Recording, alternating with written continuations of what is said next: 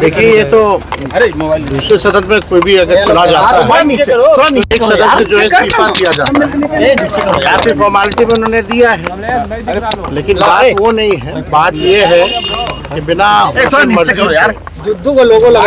निर्णय जो है दबाव में लिया गया है।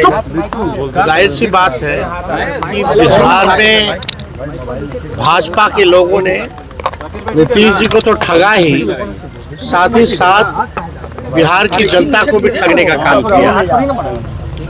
नीतीश जी को ठगा। हम लोग शुरू दिन से कहते थे कि उनको मुख्यमंत्री जो है पद पर अगर भाजपा एनडीए की सरकार आती है तो रहने नहीं दिया जाए। आज वही बात जो है साबित हुआ है। दूसरी बात ये भी साबित हुआ कि चुनाव में जो इन लोगों ने धन तंत्र और मशीन तंत्र लगाया था और माताओं बहनों से ये कहा गया था कि 2 लाख रुपए मिलेंगे, चुनाव के समय 10,000 रुपया दिया गया और बाकी बुला गया चुनाव के बाद 1,90,000 रुपया दिया जाएगा। अब कब मिलेगा ये पता नहीं। बिहार की महिला मतदाताओं को भी इन लोगों ने ठगा और यही नहीं बल्कि जो 125 यूनिट फ्री बिजली की जहाँ तक बात थी, जो हम लोगों ने कहा था कि हमारी सरकार आएगी तो 200 यूनिट फ्री बिजली देंगे। तो आज समझे बिहार में पहले से ही, चुनाव से पहले से ही देश भर में सबसे महंगा बिजली मिलता है। अब जो है बिजली के दरों जो है और जो है बढ़ाई गई है। यानी ये केवल और केवल ठगों की सरकार है। बिहार की जनता को ठगा, नीतीश जी को ठगा।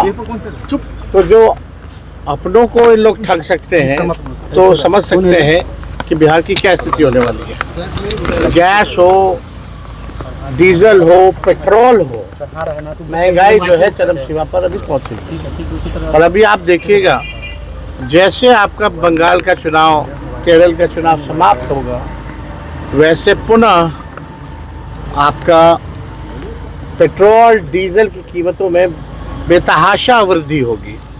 तो ये लोग केवल ठग लोग हैं, ठगने का काम कर रहे हैं। बिहार में लॉ एंड ऑर्डर की स्थिति बनी हुई है, सब लोग देख रहे हैं। कोई ऐसा दिन नहीं जहाँ गोलियां ना चल रही हो, लोग मारे ना जा रहे हो, लोगों को कोई इंसाफ नहीं मिल रहा।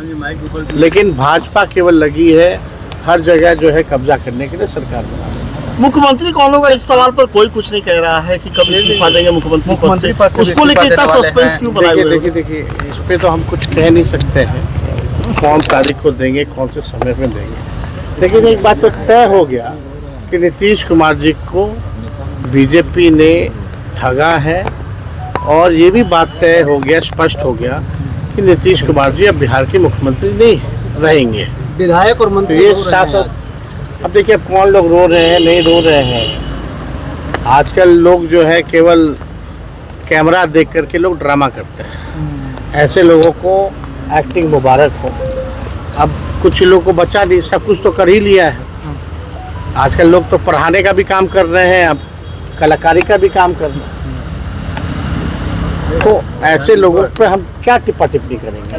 लेकिन बिहार के जो उज्ज्वलंत मुद्दे हैं उसका निष्पादन नहीं किया जा रहा। ओला वृद्धि जो ओला जो गिरा था, जिससे किसान के खेत फसल को जो है नुकसान हुआ था, क्या हो रहा है उसका कोई फायदा दिया गया कि नहीं दिया गया? कोई किसान, मजदूर, गरीब, बेरोजगार, शिक्षा, चिकित्सा के बारे में, कोई पढ़ाई दवाई के बारे में बात ही नहीं कर रहा। कौन आएगा, कौन जाएगा, कौन आएगा। 2012 के बाद से कोई स्टेबल गवर्नमेंट बिहार में नहीं है। जब तक स्टेबिलिटी नहीं रहेगी, स्थिरता नहीं रहेगी सरकारों में, तब तक कहाँ से काम हो पाएगा बिहार का, कहाँ से डेवलपमेंट और विकास हो पाएगा।